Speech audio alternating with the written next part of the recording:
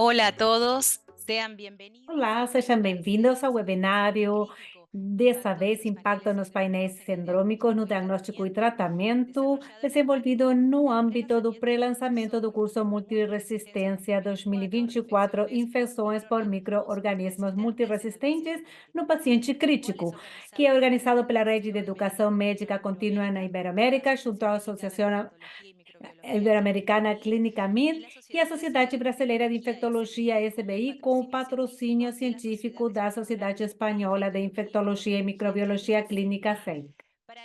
Para esse evento, temos um prestigiado painel de especialistas. Estão conosco o Dr. Rafael Canton, que é chefe do Departamento de Microbiologia do Hospital Universitário Ramón y Cajal, professor associado na Universidade Complutense de Madrid, past-presidente do SEM e past-presidente do CAST. Boa tarde, Dr. Canton. Muy buenas tardes. Boa tarde, boa noite da Espanha. É um prazer estar aqui com todos vocês nesse webinário.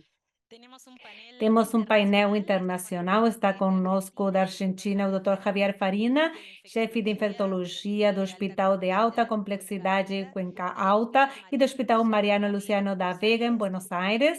Ex-diretor do Comitê de Infectologia Crítica da Sociedade Argentina de Terapia Intensiva. Boa tarde, Dr. Javier Farina. Buenas tardes a todos. Boa tarde a todos. Obrigado, Lea, pela apresentação e os especialistas por compartilhar esse espaço e que estão aqui conectados para trocar experiências e conhecimento, sempre positivo. Apresentamos agora a doutora Patrícia Rodrigues Zulueta, conectada do México, chefa da Divisão de Infectologia de Adulto do Hospital Dr. Manuel G.A. González, da Cidade do México, professora de Infectologia de pré- e pós-graduação na Universidade Nacional Autônoma do México, UNAM, e a Universidade de La Salle. Boa tarde, doutora, para você. Boa tarde a todos, boa noite também para a Espanha. É um prazer estar aqui com vocês hoje. E temos o prazer também de apresentar a doutora Alberto Chevabo, conectado do Brasil. O doutor Alberto Chevabo é diretor médico do Hospital Universitário Clementino Fraga Filho e atual presidente da Sociedade Brasileira de Infectologia. Boa tarde, doutor Chevabo, tudo bem? Boa tarde a todos. É um prazer estar com vocês aqui hoje no curso, mais um ano. Boa tarde a todos o pessoal do Brasil e o pessoal da América Latina e da Europa. Estamos juntos em mais um curso. Muchas gracias. Muito obrigado. Aproveito a oportunidade para comentar a todos os assistentes que esse evento tem interpretação simultânea. Para isso, vocês têm que escolher, por meio do ícone de interpretação, o canal da sua preferência. Assim, vocês podem mudar de espanhol para português e vice-versa. A seguir, apresentamos a doutora Gabriela Zambrano, professora de Doenças Infecciosas e Imunologia Clínica da Universidade Central do Equador, professora de Clínica Médica da Universidade Internacional do Equador e professora de pós-graduação da Pontifícia Universidade Católica do Equador. Além disso, membro do Comitê Covid-19 da Associação Pan-Americana de Infectologia. Boa tarde, doutora Gabriela. Boa tarde, bom dia, boa noite, obrigada pelo convite, um prazer estar aqui com vocês. E por último, não menos importante, temos ao palestrante desse evento, Dr. Germán Esparza, professor de antimicrobianos nos programas de pré- e pós-graduação de microbiologia médica de Bogotá, membro do painel de especialistas em microbiologia de CLSI, os Estados Unidos, consultor internacional em resistência antimicrobiana da Organização Pan-Americana da Saúde. Boa tarde, doutor Germán. Muito obrigado, boa tarde, Lea, e boa tarde para todos os meus colegas.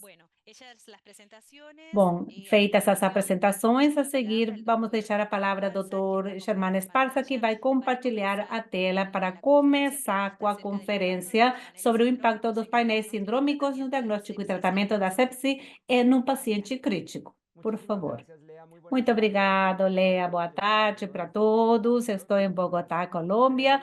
Aqui são as 3 da tarde e vamos conversar sobre o impacto dos painéis sindrômicos no diagnóstico e tratamento da sepse no paciente crítico. Essa é a minha declaração de conflito. Eu recebo honorários como consultor e speaker da indústria que desenvolve equipamentos de diagnóstico e produtos farmacêuticos de terapia antimicrobiana. É importante que vocês saibam sobre esse esclarecimento de conflito, mas por essa apresentação vamos trabalhar da forma sempre transparente, bem conforme a academia. Bom, o primeiro ponto que é chave no diagnóstico do paciente com sepse, e eu quero ir direto para um aspecto que é fundamental, é a tomada dos hemocultura.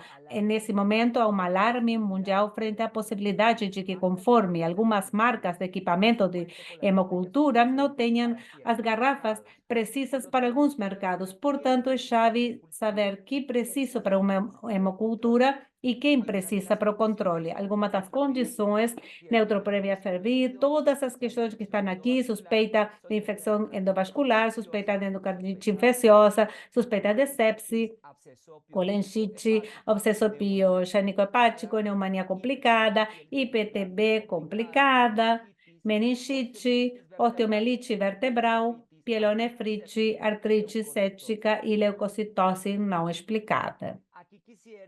Aqui eu gostaria de fazer um resumo da aproximação do diagnóstico da sepse e do fluxograma, utilizando os testes disponíveis no laboratório. Num paciente com sepse grave ou choque séptico ou confirmação de uma infecção endovascular, se esses critérios são cumpridos, temos 2 hemocultura, 2 garrafas e 2 anaeróbias. Se isso não se cumpre, vemos qual a probabilidade pré-teste. Se é alta, tomamos 2 sets.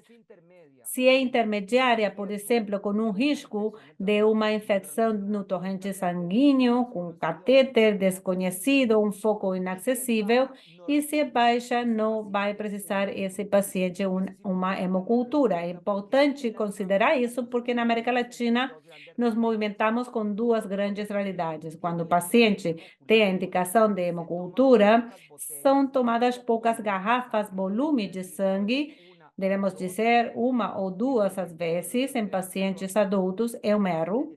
E o paciente tem indicação da hemocultura. Outra coisa é que só toma hemocultura quando o paciente não precisa ou não é necessário para seu diagnóstico.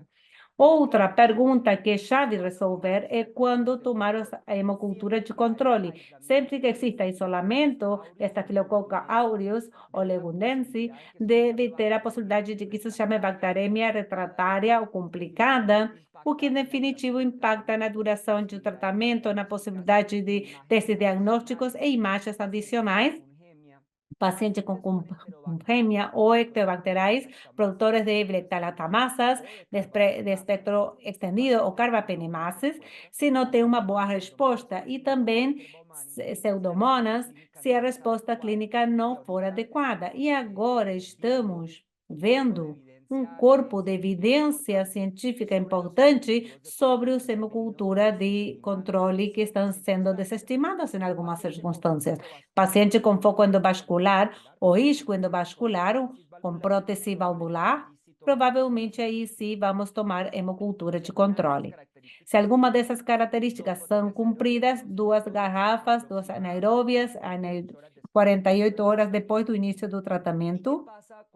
O que acontece quando há estafilococo epidermidis e outros, ou coagulasa negativo, como nós dizíamos antes, devemos descartar contaminação quando há outros imunossupressão e o paciente tenha imunossupressão ou dispositivo ventricular ou choque séptico, que em definitivo devemos, se essa é a causa realmente, ou se se trata de uma contaminação e deveríamos explorar outras causas desse efeito.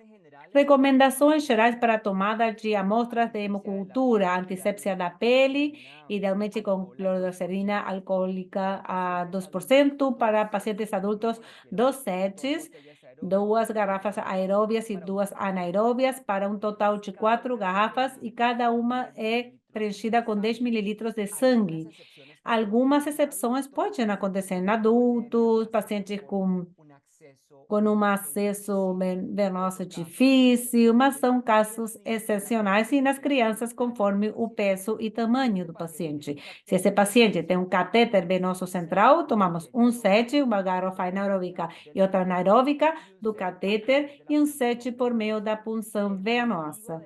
A cultura da ponta do catéter está desestimada. Agora teremos condições particulares, talvez baixas, solicitação médica, mas essas pontas do catéter, o que se demonstrou que a sensibilidade é bem ruim, por meio de 50%, e também pode ter o efeito contrário, que o médico que não seja o agente causante da infecção, mas sim pode levar o paciente para um tratamento inadequado. Também as garrafas em temperatura ambiente, no pré-incubar, né, refrigerar e utilizar um sistema automático de monitoramento contínuo. Indicadores de contaminação não deveria ultrapassar 3%. Instituições na América Latina com taxa de hemocultura mais ou menos desse efeito. Impacto da multiresistência em bacteremia e sepse. Isso é muito importante de revisar. Essa é uma meta-análise do impacto da mortalidade da resistência em carbapenemases, e é do Dr. Fábio Herrera, e o que nos mostra é como impacta nesse grupo de pacientes de 1952 ter Klebsiella pneumoniae com resistência aos carbapenems, comparativamente com Klebsiella pneumoniae não resistentes. E se olharmos esse trabalho, encontramos que dos preditores da mortalidade hospitalar, no início de terapia antimicrobiana não efetiva, é uma questão importante de mortalidade. E dentro dos preditores para receber terapia inicial inapropriada nesses pacientes, está a resistência antimicrobiana como um principal fator de importância para que esses pacientes recebam uma terapia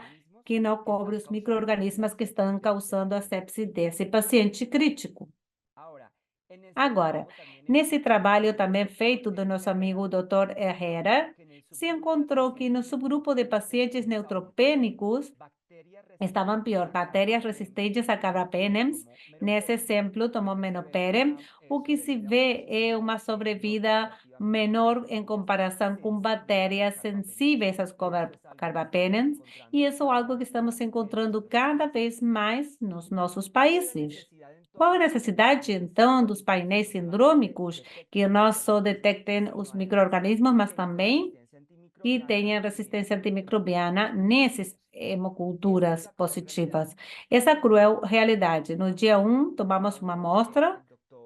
O doutor, por exemplo, infectologista solicita a hemocultura e começa uma terapia antibiótica empírica, que em nossos países, devemos dizer a verdade, ou é carbapenem, ou é vivabricina, silolactam, ou a que a maior parte das pessoas utilizam. Mas, se as hemoculturas são tomadas em um volume inadequado, de entrada vamos à perda, porque já vamos ter uma recuperação ruim. Depois, a garrafa se detecta a positividade e fazemos uma coloração aqui de branco negativos, mas o gram pode ajudar e orientar, mas é muito difícil fazer ajuste só com a coloração do gram. Às vezes, se detecta numa garrafa única e as outras não. Devemos fazer uma subcultura, porque a suscetibilidade estamos fazendo, na maioria, em laboratórios a partir de colônias NH.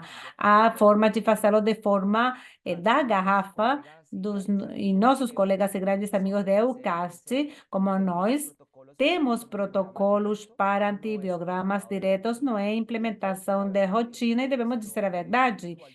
E isso também falo para o Dr. Cantão, para que ele saiba como contexto a região da América Latina se desestimou, eu diria, o uso da discodifusão. Tivemos problemas de backordem, de pouca disponibilidade dos sensidiscos para realizar os antibiogramas, e eu quero dizer isso com muita clareza. Uma das coisas que nos informaram é que não temos problemas de disponibilidade do papel, do qual se fabricava, mas tivemos pouca disponibilidade de recursos. E depois, no dia 5, se faz no antibiograma. Então, pode ser 5 dias até obter um resultado final completo para que o médico tratante ou infectologista, no caso de que queira fazer, faça uma terapia dirigida e aumenta até 5 vezes a mortalidade, e 25, 40% dos pacientes recebem uma terapia inapropriada. Outra coisa que eu tenho que dizer, isso depende dos plantões do trabalho. Alguns que fazem só microbiologia de segunda a sexta, de manhã. Então, se há uma cultura à noite ou no final de semana, se além disso é um feriado, então as hemoculturas se demoram 7, 10 dias em alguns centros. Essa também é a cruel realidade da resistência nas Américas. Aqui temos colegas e amigos do México que têm umas taxas muito altas de BLES, mas temos também uma alta resistência para E. coli, de 20 a 25% na maioria dos países, e de Klebsiella pneumoniae, como Colômbia, Peru, por exemplo, os amigos do Equador, amigos também da Bolívia, Argentina, os amigos do Brasil, têm uma taxa de resistência mediada por bacteriamasas de espectro estendido muito elevada. Nós publicamos esse trabalho em 2020, devemos atualizá-lo, sobre a circulação de carbapenemases. Na realidade, que nesse momento é crítico, não só nos países continentais, também nas ilhas do Caribe. Estive em Barbados trabalhando, em Tobago e Trinidade, trabalhando em República Dominicana, e a situação é crítica. Temos KPC se movimentando por todos os países, mas, sobretudo, devemos dizer, as carbapenemases de classe B, em particular NDM, que todos lembramos que a história de NDM começou com nossos amigos da Guatemala e começou a se espalhar e se transformou uma verdadeira dor de cabeça, porque a maioria dos tratamentos da CNN envolve Astronam combinado com Septacin e Vivactam, ou Cetirizine em alguns guias, mas primeiro, Cetirizine não está por abuso de rotina na América Latina, e há vários países da região que, como México, por exemplo, os amigos do Equador, e alguns locais na América Latina que não têm Astronam para uso de rotina, e esses pacientes, então, ficam totalmente isolados. Então, temos vários tipos de painéis sindrômicos. Aqui temos um exemplo que se chama Sepsis Flow Chip. Detectem bactérias gram-positivas, Streptococcus, Staphylo, Enterococcus e Listeria, em gram-negativos, Serratia-marcescens, E. coli, todos os que estão aqui na tela, e Candida albicans. Também o sistema detecta BAN A e B e os genes de Leptalmases, todos os que estão aqui na tela, NMC, NP, BIM, etc. Eu gostaria de lembrar que é fundamental que, quando tenham essas plataformas, porque estamos agora inaugurando esse preâmbulo do curso de resistência antimicrobiana do paciente crítico, ao qual agradeço o convite a esse evento, é muito importante dizer que você precisa conhecer a epidemiologia local. Vendo isso localmente, com meus óculos, a gente encontra que algumas bacteriotamases que não são as mais frequentes na minha área, ou que algumas não dão informação completa. Eu não sei se essas chip ou essas temporas podem ser bleas ou blés estendido, algumas cromossômicas em algumas espécies. Esse outro painel se chama Virgin. Esse traz 2 cartuchos por separado, um para gram positivo e outro para gram negativo, o que faz que precisemos de uma coloração de Gram. Daí também é verdade de ser o Gram, algo tão básico como a coloração do Gram, é de muita ajuda, mas precisa treinamento e controle de qualidade. E esse painel detecta Gram positivo, estatinas, estrepto, esterococo aeruginoso, resistência MEC-A para estalococo e essa aqui. E em Gram negativo, E. coli, Klebsiella pneumoniae, Oxytoca, Pseudomonas, Serratia. E em Debacterioptamassas, aqui temos os CTX, que todas são BLES até o momento, e as 5 principais carbapenimases. E temos também Ephema Gray, esse aqui é outro exemplo que eu queria trazer, e o mais utilizado na região da América Latina, se funciona com esses litros de hemocultura, e em Gram positivo é esses que diz aqui, todos na tela, estafilo, estafilococo, pneumonia também. Lembrem que temos agora na América Latina e em outras regiões do mundo algumas alertas por circulação de estreptococo beta hemolíticos de alta virulência. Então, isso é chave.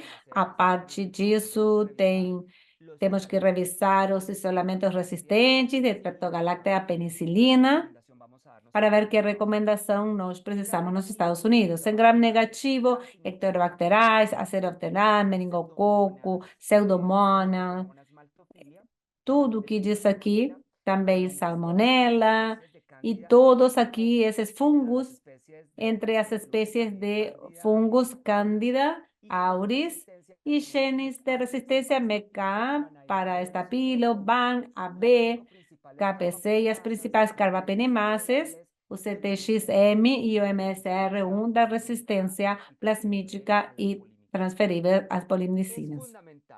É fundamental, queridos amigos, que existam protocolos a quem vou fazer esse painel, a quem não.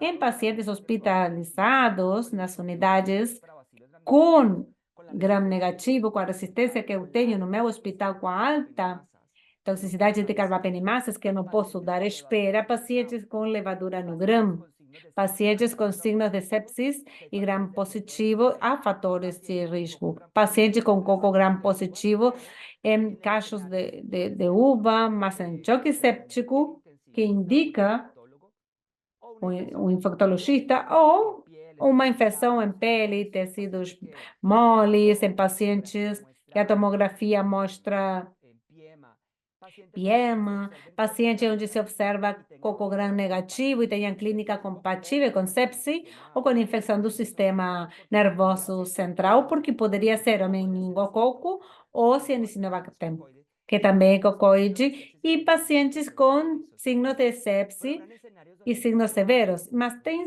cenários que não vou fazer. Uma senhora que tem uma pernefrite, que eu recebo no serviço, que tem um tratamento adequado. Na Colômbia, muitas vezes seria o neoglicósido ou garbapenem, porque temos uma alta circulação de beta-lactamase de espectro estendido na comunidade.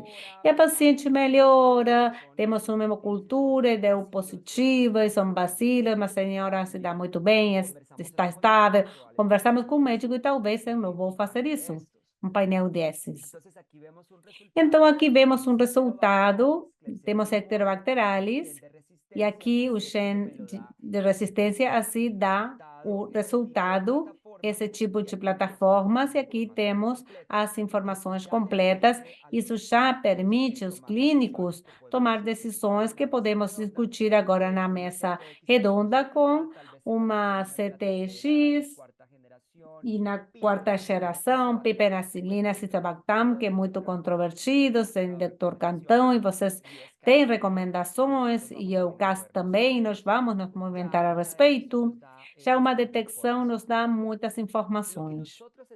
O que nós estamos fazendo é utilizando sistemas de informações. É incrível que, finalizando 2024 e 2025, não aproveitemos essas tecnologias e o software. Então, quando temos resultados como esse, por exemplo, uma Klebsiella pneumoniae que dá CTXM-KPC, nós tiramos uma ventana dentro da plataforma que diz CTXM é uma BLE e tem resistência a isso e aqueles antibióticos. KPC, uma carbapenemase, que hidrolisa tudo, a Stronam também, e a sugestão é essa aqui.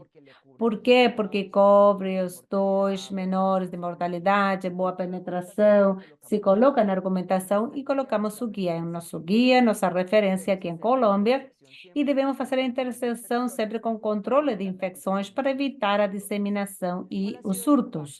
Qual o impacto desses painéis, esse trabalho que o Dr. Michael Satrin, feito em Nova York, com um estudo multicêntrico, Centro de Referência Cornell, encontraram que aos pacientes com bacteremia que tinham um teste de diagnóstico sindrômico positivo para KPC, se colocava um antibiótico adequado em menos de 24 horas de ter sido detectada essa positividade, a mortalidade poderia ser zero. Se passava o tempo, e olha, interessante, porque não está acostumado a margem de 3, 6 horas, aqui foram 24, e já o tempo se prolonga, a mortalidade começa a aumentar, e aqui contra a penicilina, bom, são antibióticos ótimos.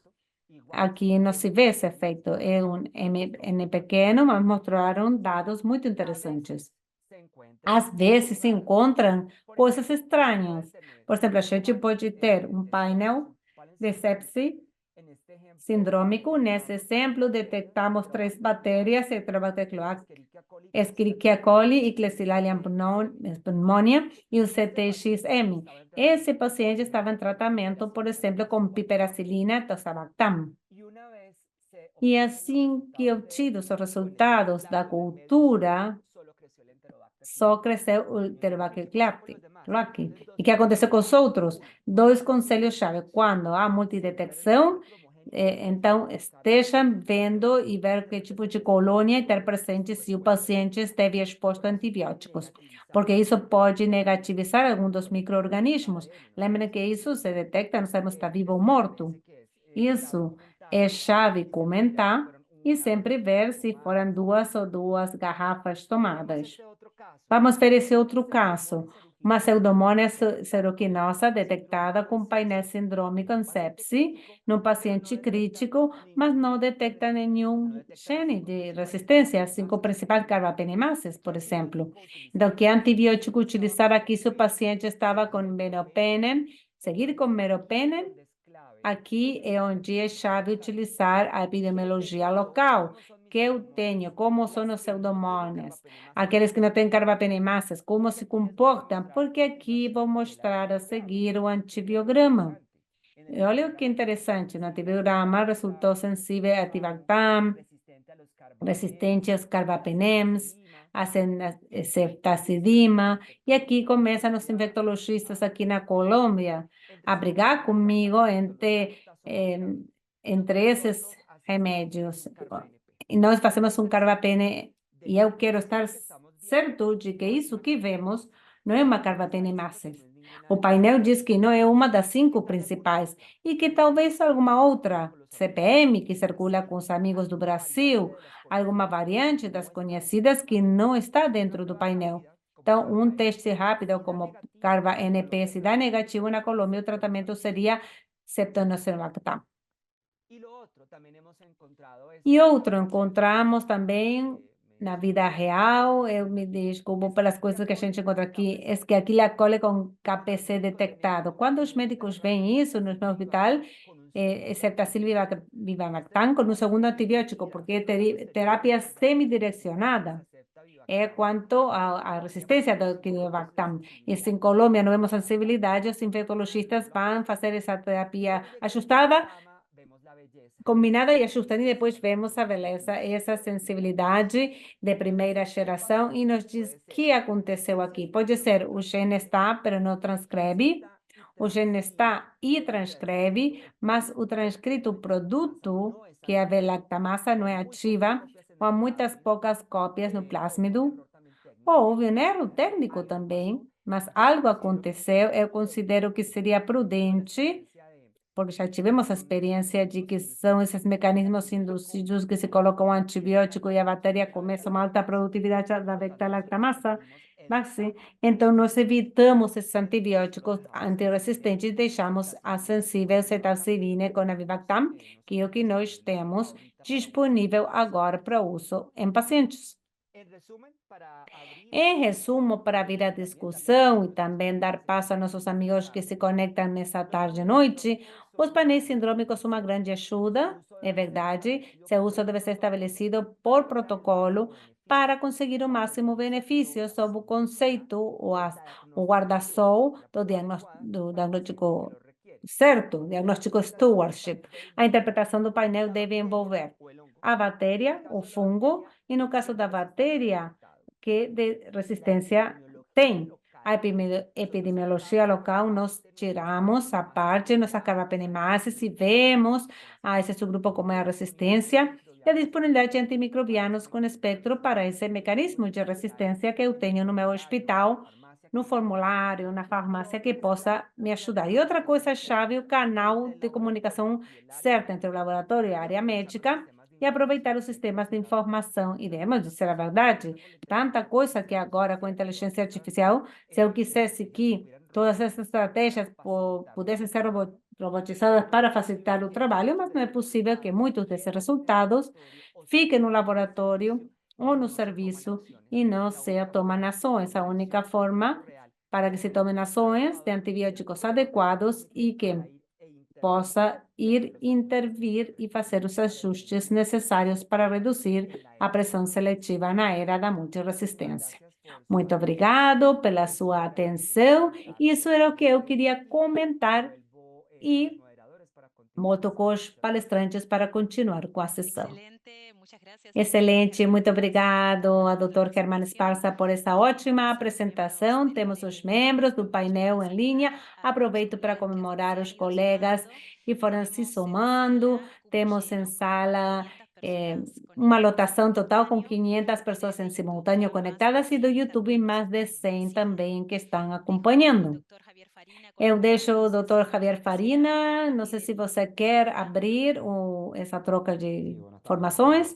Boa tarde, obrigado, Germán, sempre excelente, muita bonitas os slides, a apresentação ótima, sempre positivo receber a sua devolução. Uma das perguntas que eu tinha, e você respondeu bem, quanto à particularidade de encontrar na pseudomonas, nesses painéis sindrômicos e como a gente analisa e avalia do ponto de vista epidemiológico, porque em muitos casos a carbapenemases ou a não é o problema da resistência. Mas começo com uma pergunta talvez mais macro, maior, para a opinião de todos. Me interessa também escutar o Dr. Chevabo, a Rafa, o que aconteceu com o projeto dos estudos e que não conseguimos encontrar uma marcada redução da mortalidade com o uso dos painéis sindrômicos. Então, aí está, todos gostaríamos de estar vendo para poder defender, como muitos os defendemos, mas não podemos encontrar esse outcome duro no paciente cético. Escuto vocês. Rafa, Germán. Vou começar a dar a palavra ao Dr. Cantón. Muito obrigada, Dr. Farina, pela excelente pergunta. Eu acho que devemos também pensar do ponto de vista do projeto de estudos de impacto e mortalidade e efetividade. Alguns foram feitos com alguns resultados interessantes, mas sempre entendo perfeito. O pessoal sempre disse a mortalidade onde está. Sim, então, eu acho que o assunto de financiamento dos estudos de mortalidade envolve grande quantidade de pacientes que é difícil e pesado. E nesse momento, inclusive nos Estados Unidos, estamos vendo dificuldades para conseguir dinheiro de pesquisa. Mas a questão do financiamento que é importante. Outra coisa que acho que é muito importante em termos desses estudos é poder encontrar variabilidade, fazer multicêntrico, utilizando nossos países, porque temos realidades diferentes. e bem estratificados os mecanismos de resistência. Às vezes a gente vê que alguns trabalhos na Europa que mostram diferenças entre serina, os italianos demonstraram. Então, quando a gente tenta extrapolar e ver a discrepância, Rafa, não sei se você quer dizer alguma coisa. Muito obrigado, Germán, pela apresentação que você fez, excelente que nem sempre, e muito didática. Eu acho que, Javier, é isso que gostaríamos todos, quando implementamos um teste novo, ou estamos tentando melhorar o diagnóstico microbiológico, exista um impacto na mortalidade. Isso se deve a vários motivos, e não podemos mostrar de forma eficiente. Precisamos uma questão muito grande, uma questão grande para poder estatisticamente mostrar, e o segundo é que as coisas são feitas razoavelmente bem, a atenção dos pacientes melhorou durante os últimos anos, temos melhores tratamentos e provavelmente a janela de oportunidade cada vez mais complicada, essa melhoria, e, portanto, essas diferenças são mais complicadas encontrá-las. Isso também acontece quando vamos aplicar os testes de sensibilidade rápida, os sistemas que temos para fazer o antibiograma versus o que seria tradicional. Essa janela de oportunidades vai sendo cada vez menor e as diferenças que vamos demonstrar posteriormente são mais difíceis. Isso não significa para que aquilo que nós demonstramos a mortalidade, que tenham benefícios enormes. Foi demonstrado nas atuações dos equipamentos PROA, quando melhoramos o diagnóstico, reduzimos o tempo de resposta, utilizamos esses painéis para os resultados PROA, que são bem melhores. Então, tem benefícios para o paciente. Do ponto de vista econômico, é mais fácil, talvez, demonstrar, porque o que sim foi eficiente foram em reduzir o tempo de permanência. E sempre que diminuímos isso, por mais que seja pouco, 1 dia e meio, 2 dias, já isso se multiplicar por número de pacientes, tem um impacto econômico muito importante. Embora não demonstremos esse benefício de mortalidade, sim, há benefícios que são inerentes também aos resultados. Muchas gracias a los dos. Muito obrigada aos dois. Lembrem para o... Sim, doutor Chivabo, por favor. Eu gostaria de fazer uma outra observação.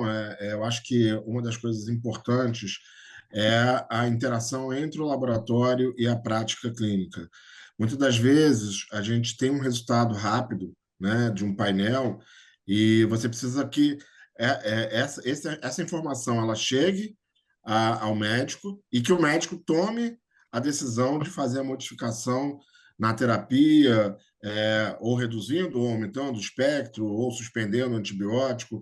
Então, muitas das vezes, eu acho que esse é um dos grandes problemas na prática clínica, é você ter o resultado e a resposta do médico na hora de tratar, ele não seja tão rápida, porque ou às vezes a estrutura não tem uma estrutura de informação adequada para que o médico receba essa informação, ou ele recebe informação e não tem um protocolo para que ele modifique. Às vezes ele precisa da autorização do médico assistente, né, para poder modificar a medicação.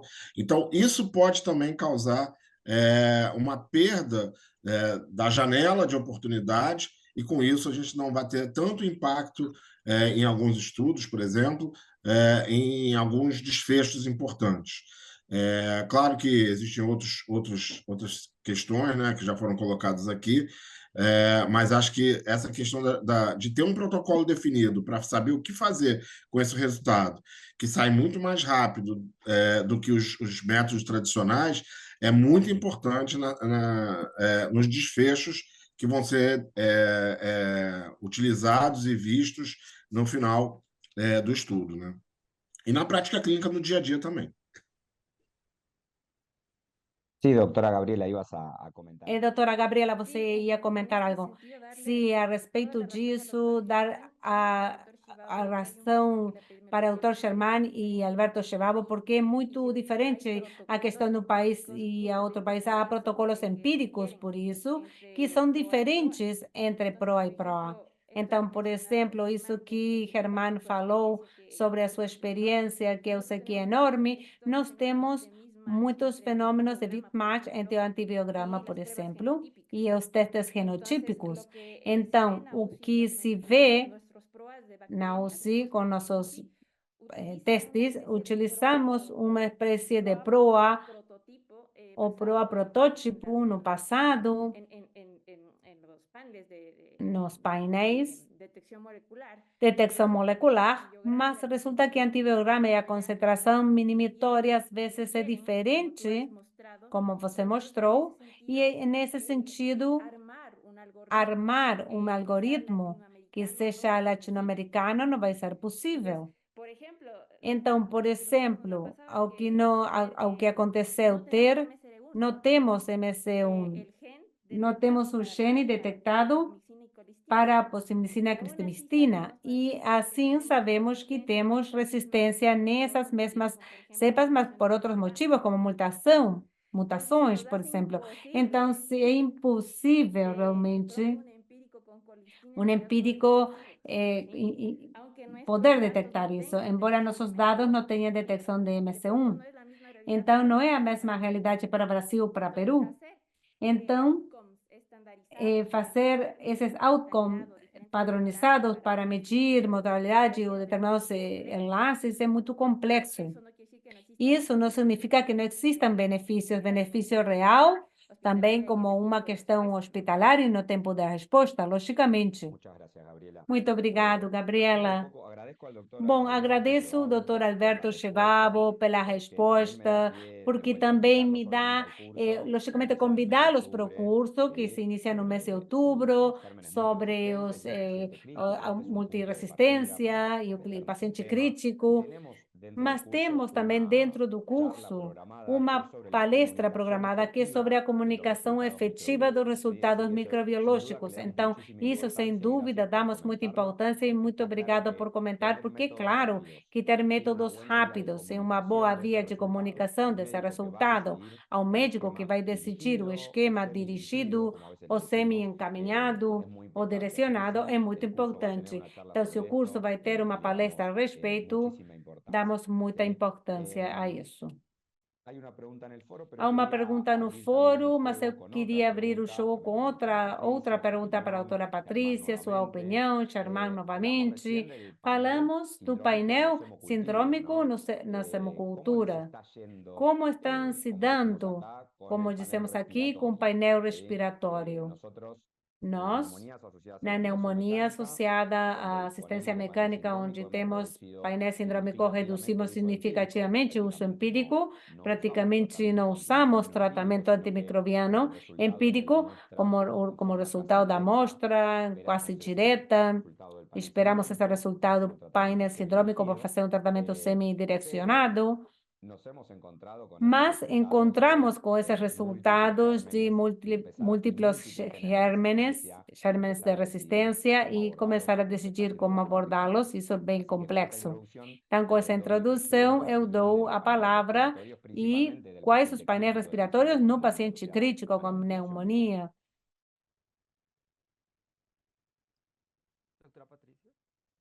Doutora Patrícia, obrigado.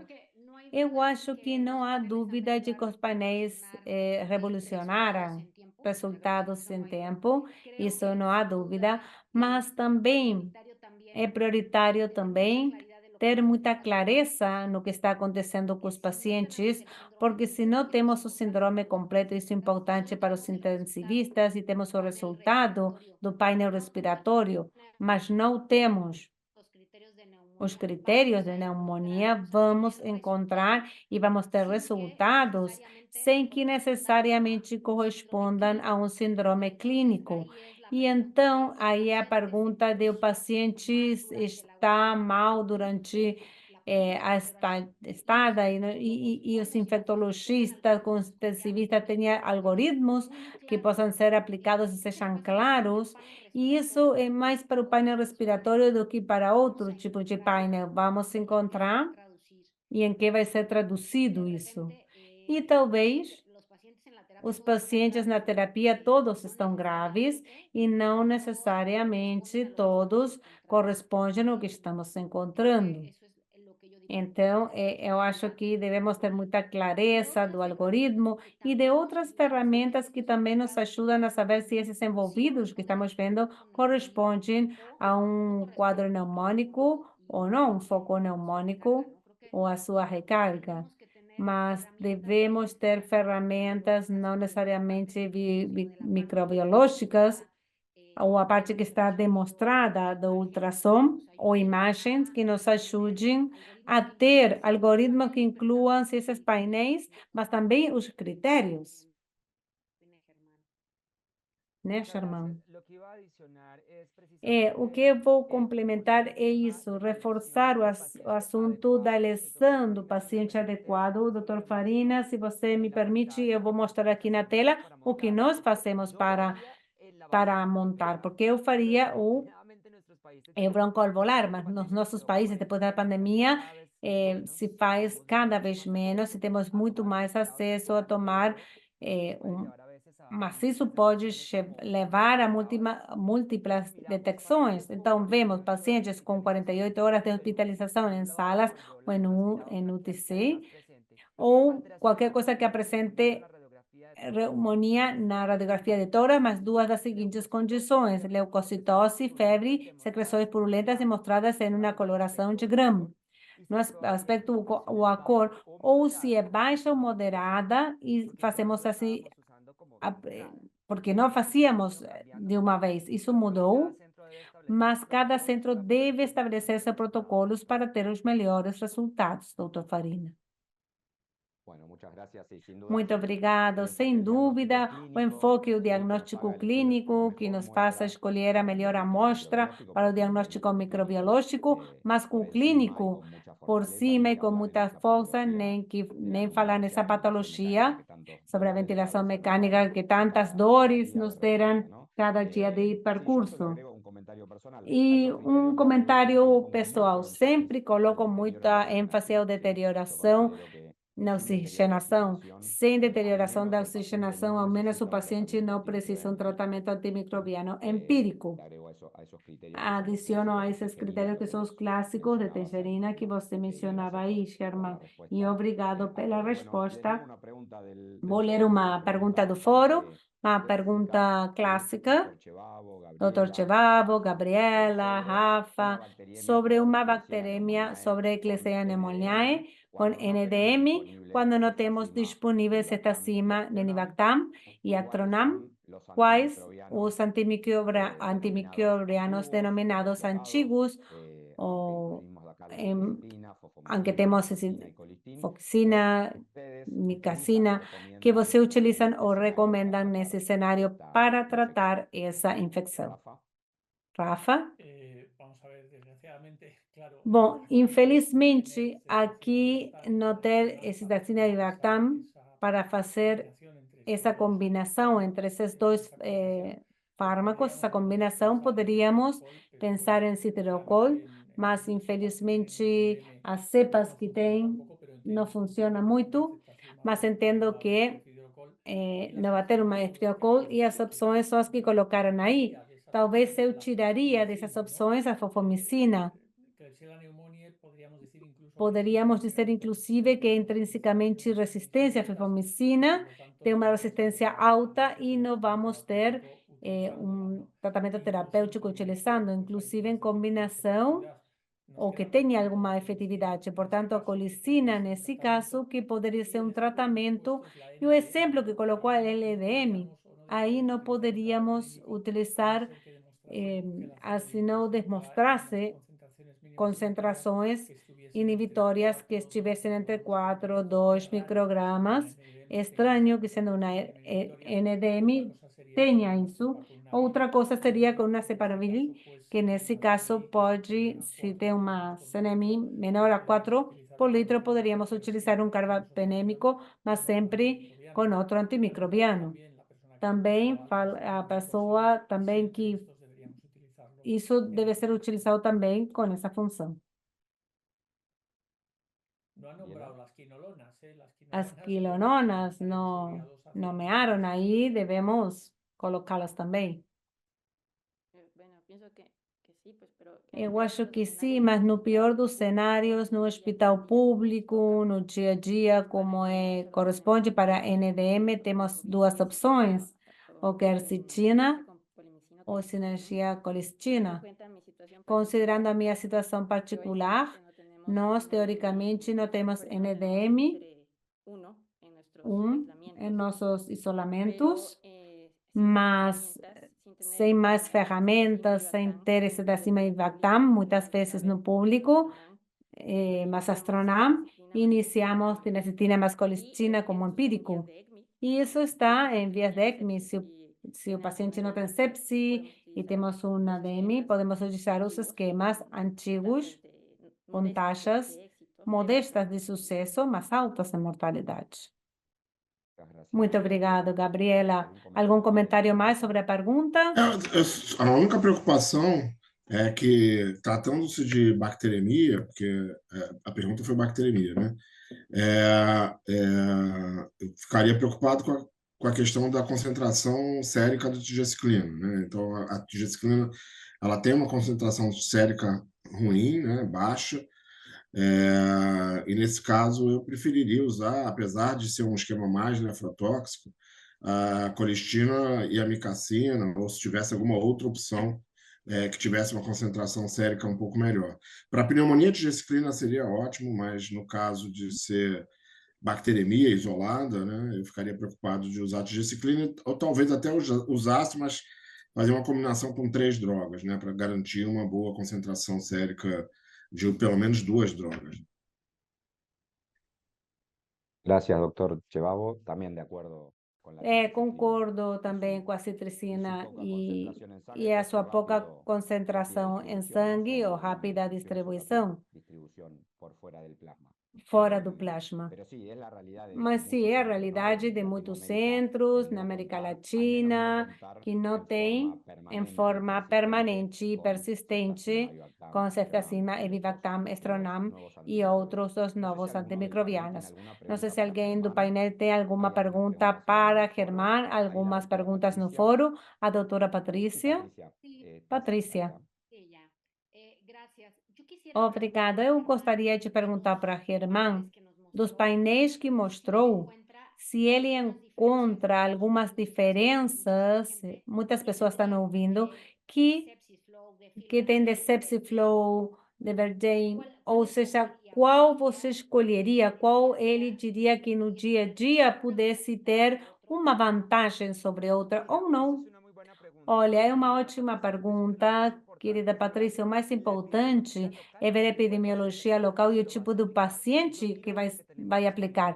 Se vejo que está disponível nos nossos países da região andina, que temos, a gente encontra esse FIMA rate que dá a melhor cobertura da maioria de micro-organismos.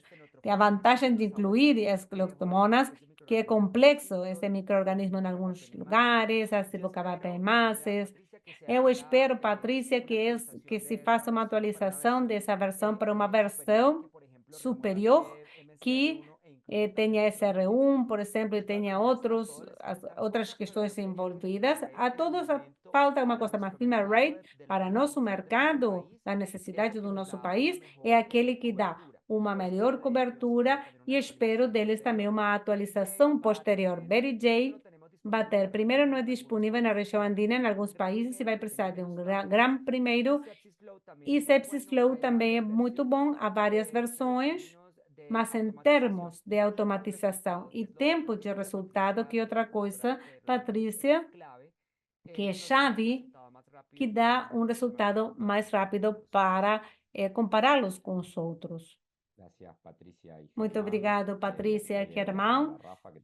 Dou a palavra para Rafael. Lembrem aos ouvintes que estavam aqui no Zoom que esse é o início do curso de multiresistência no paciente crítico e paciente cético que iniciamos no mês de outubro. Claro que esperamos por todos vocês para ampliar nossa troca de experiências, porque é uma troca de experiências para todos, com cada palestra que temos e com cada uma dessas perguntas. Rafa? Germán, você comentou a utilização dos painéis sindrômicos em sepsi, também fez comentários sobre pneumonia, mas eu gostaria de escutar de você comentários sobre o painel de meningite, qual seria para você a situação ideal? E depois, cada vez que estão publicando maiores trabalhos da utilização dos painéis sindrômicos, qual a ficha técnica? Isso pode ter uma vantagem, mas também um perigo. Então, eu gostaria de que você nos desse a sua opinião a respeito. Bom, a painel de meningite é fundamental e nós organizamos em pacientes, como falava o Dr. Farina, que tenham diagnóstico clínico de infecção do sistema nervoso central.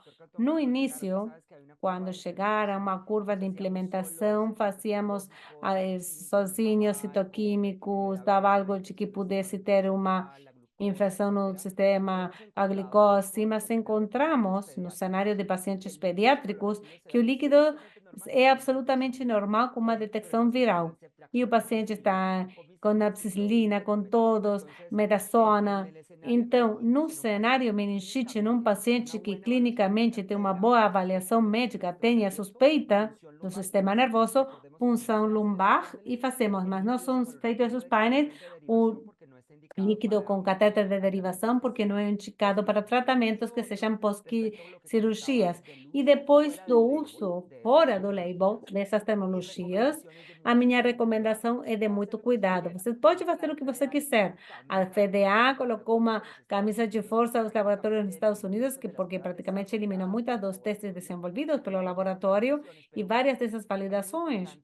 Mas é muito importante validar a validação, é um processo simples, há várias publicações, mas se precisam NDM de micronismo, um investimento custo e uma pessoa que entenda de validação de métodos, porque imagina colocar amostras não adequadas, nós tivemos, por exemplo, amostras como secreções, por exemplo, nesses painéis moleculares, ou às vezes minimizar a PCR, e a gente tomava decisões graves, como intervir ou não a um paciente. Então, eu seria de muito cuidado, às vezes uma vantagem se é validado, mas poderia ser uma espada, uma faca de duplo gume, e que você, com resultados que não possam ser interpretados. É totalmente. Muito obrigado, muito interessante, sem dúvida. O painel de meningite é um painel particularmente gosto muito no contexto de PROA. É uma grande intervenção que reduz o uso de antibacterianos para identificação viral, acontece com todos na prática. Também estou tendo boa experiência com o painel de infecções articulares, que também é um painel muito interessante para a antisséptica da comunidade, pelo mesmo.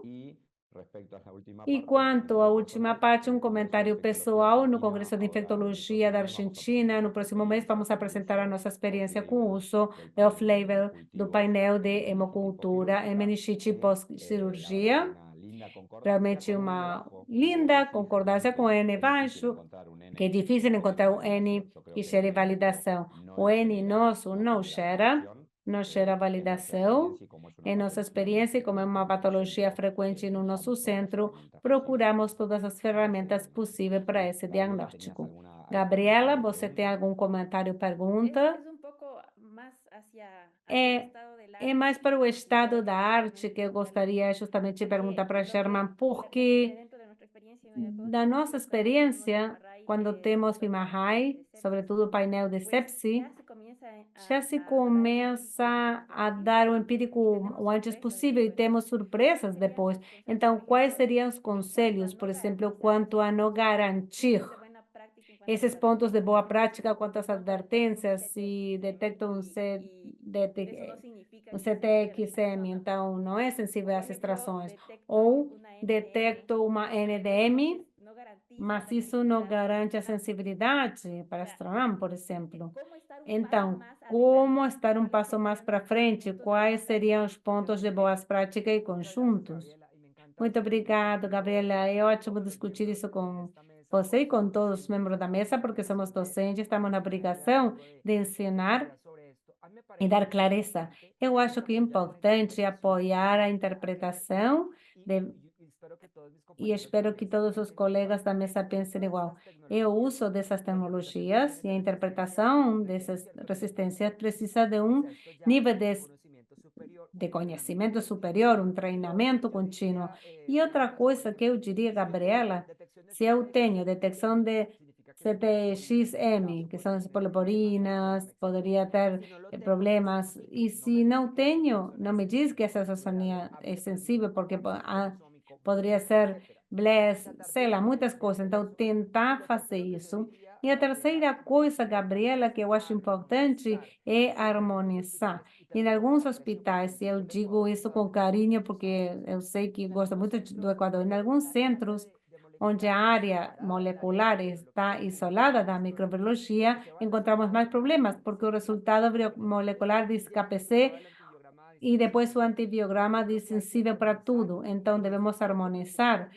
O software deve nos ajudar, a inteligência artificial deve ajudar para saber que antibióticos realmente não usar. Muito obrigado, Germán.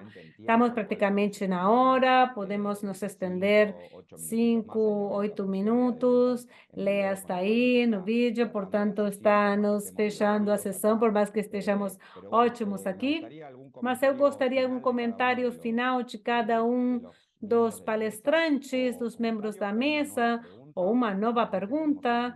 Temos alguns minutos, mas algum pode ser a sua contribuição. Eu quero agradecer. Eu já fiz várias intervenções, agradecer a todos os que impuseram seu tempo para estar aqui. É sempre bom encontrarmos e o pessoal da Latinoamérica, Espanha, Brasil, ver as experiências para ver e enfrentar essa pandemia da multiresistência. Agradeço e eu ouço vocês. Doutor Chivavo.